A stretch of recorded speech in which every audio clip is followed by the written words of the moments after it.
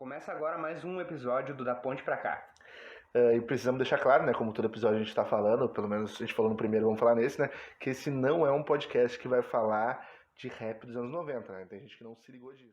Bom, eu sou o Matheus Machado e no último episódio eu fui taxado de historiador, mas na verdade eu não sou historiador, eu sou um pitaqueiro profissional.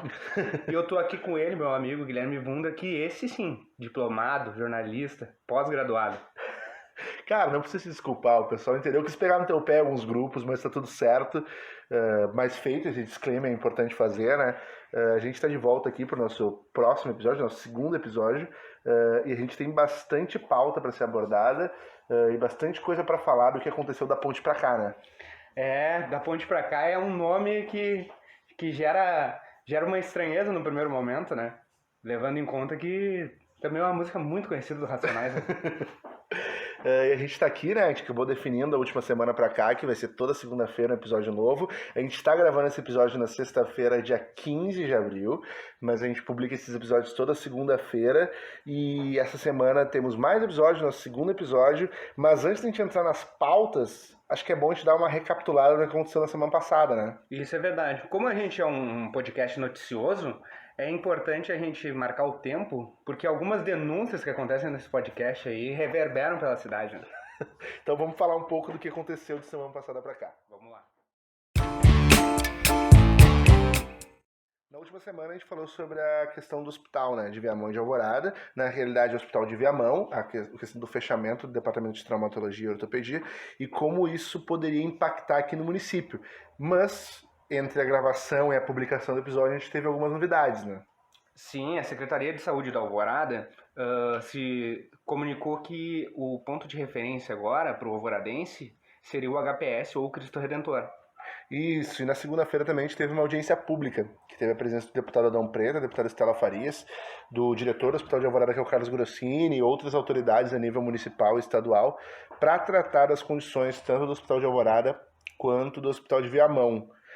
Entre essas pautas, né, estava a questão do próprio fechamento da traumatologia e da ortopedia e a questão da maternidade de Viamão, que está fechada desde 2020, né, que a Alvorada está atendendo também a maternidade de Viamão.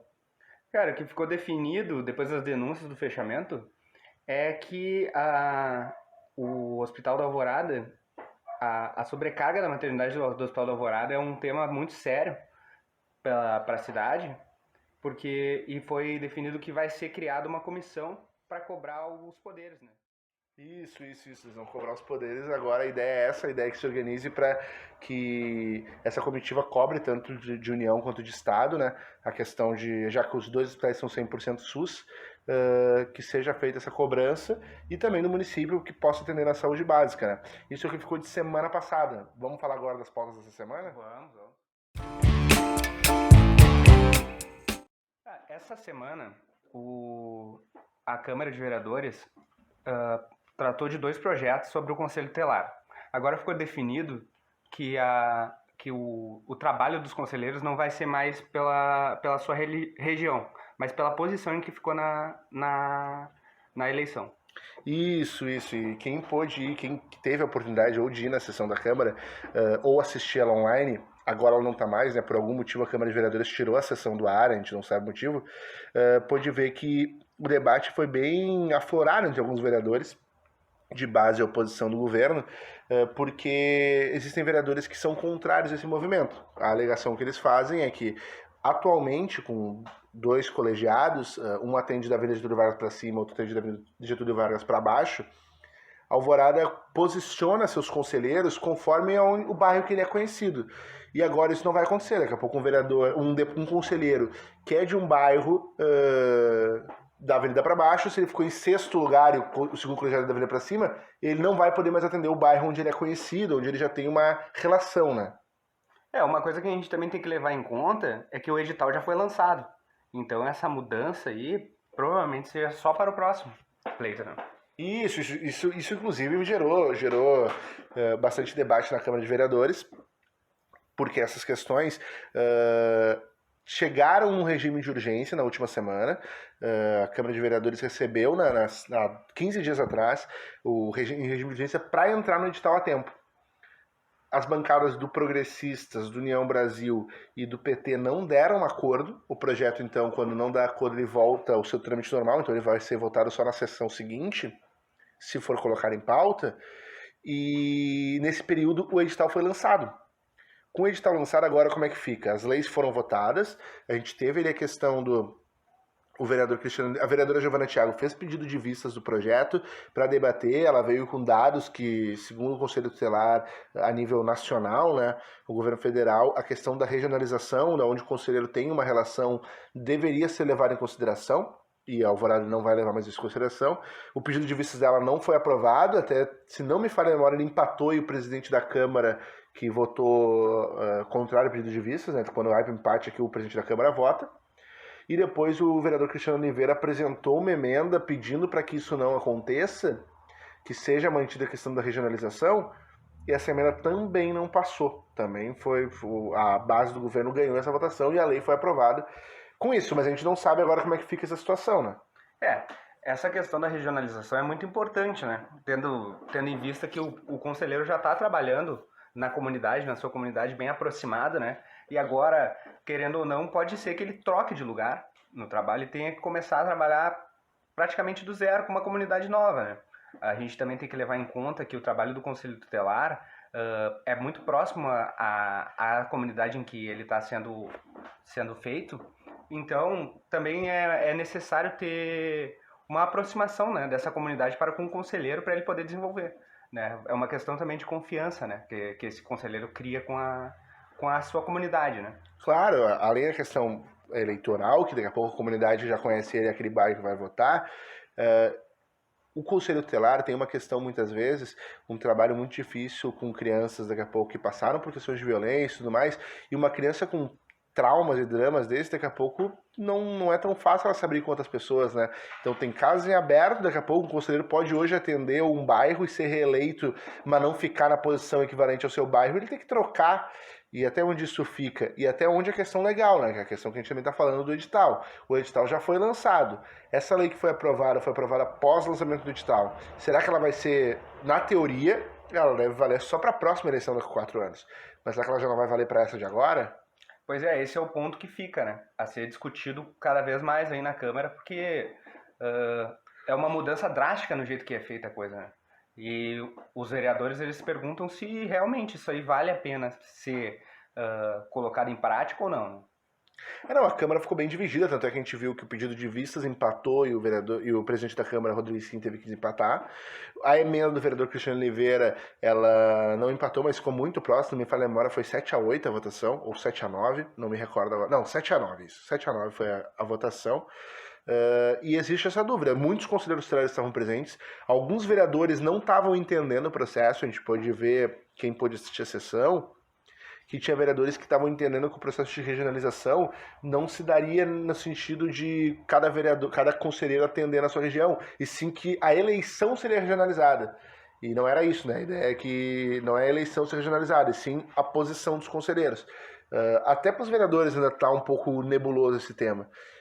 Eu acredito que se não for colocar em prática para esta eleição, os vereadores têm mais 4 anos para se preparar, estudar e daqui a pouco apresentar emendas e mudar os projetos. Agora, se for para essa, acho que já complica. Na teoria não pode ser para essa, mas daqui a pouco quem não garante que a administração municipal retifica o edital colocando a lei atualizada, né? É verdade, né? Parece ser uma questão muito pequena, né? Mas ela altera completamente o jeito que é feita a eleição do Conselho Tutelar e o jeito que esse conselheiro vai trabalhar no futuro, né? Então, na minha opinião, acredito que seria mais inteligente aguardar até a próxima para fazer alguma mudança que seja assim mais drástica, né? Isso. Na realidade, eu acredito que o modelo atual, onde o conselheiro é escolhido ou destinado, ou num debate se define onde ele vai ficar, seja pela questão do seu bairro, é o que faz mais sentido ainda para mim, do que essa questão de colocação exatamente por todas essas relações que a gente já falou. Mas acredito eu que se a administração está apresentando esse projeto, daqui a pouco tem algum argumento. Foi dito na Câmara de Vereadores que existem conselheiros que pedem para trocar de colegiado com uma certa frequência, e que isso atrapalha um pouco, e que a ideia é que realmente o município não tem que se preocupar com essa troca, que ok, é uma justificativa válida, mas até onde a comunidade está sendo pensada, né? Porque o Conselho Tutelar e a administração tem que pensar no destino final, é a comunidade, como é que a comunidade vai ser atendida. Eu acho que essa é a grande dúvida que fica, né? Ah, sim, porque o trabalho do Conselho Tutelar é sempre voltado à comunidade, né? O primeiro passo, a coisa mais importante, né? O objetivo final do Conselho é esse, né? Não necessariamente aonde vai trabalhar X, Y, Z, né? Mas é claro, a regionalidade, a comunidade é sempre super importante de se levar em conta, né? Muitos conselheiros hoje já trabalham próximos às suas casas, próximo às comunidades que eles já conhecem as ruas, conhecem os bairros, os problemas daquele bairro, né? Então é isso a administração tem que levar em conta antes de fazer qualquer mudança. Isso, o edital já foi lançado, né? Agora a gente já sabe, eleição acontece esse ano.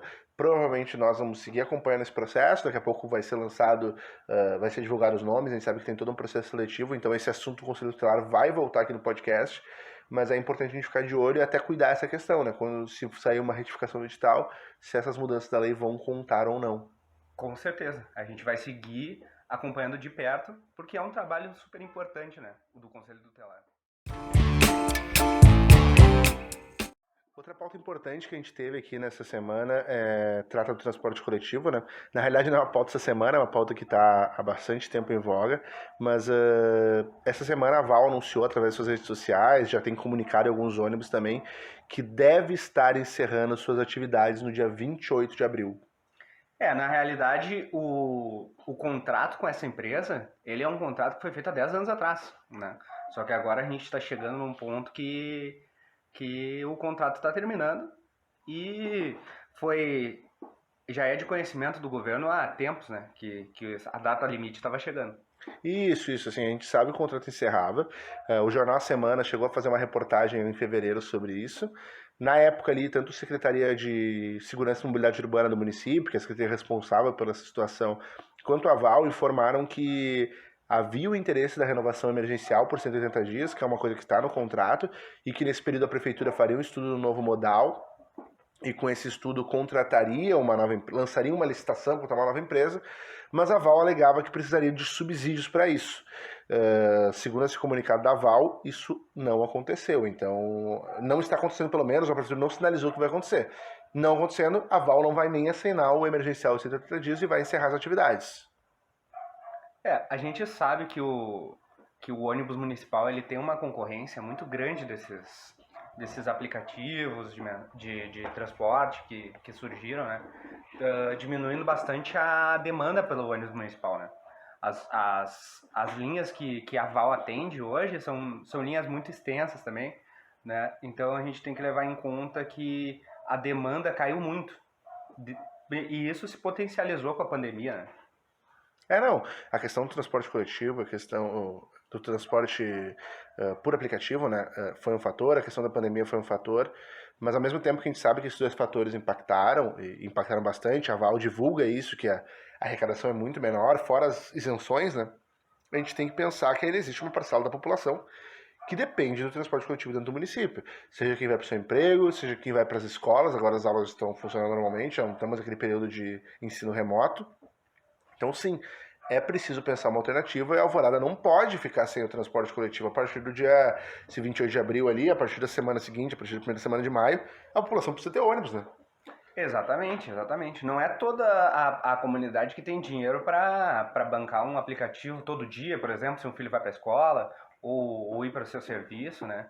E também a gente tem que levar em conta que tem alguns incentivos, né? Como o bilhete escolar, né? Que dá desconto, então isso aí tudo tem que ser levado em conta na hora de se pensar. Só que, claro, nós já estamos chegando no limite da data limite e até agora não foi feito nenhum projeto nem nada que abrange essas demandas, né? Isso. O Jornal da Semana tinha feito uma matéria em maio do ano passado, ou abril do ano passado, quando faltava um ano para o contrato encerrar. Na época ali a prefeitura havia noticiado que contrataria uma empresa para fazer um estudo do novo modal e lançaria a licitação. Essa contratação desse estudo atrasou, até que o estudo foi contratado há pouco tempo, foi contratado esse ano, e está sendo desenvolvido.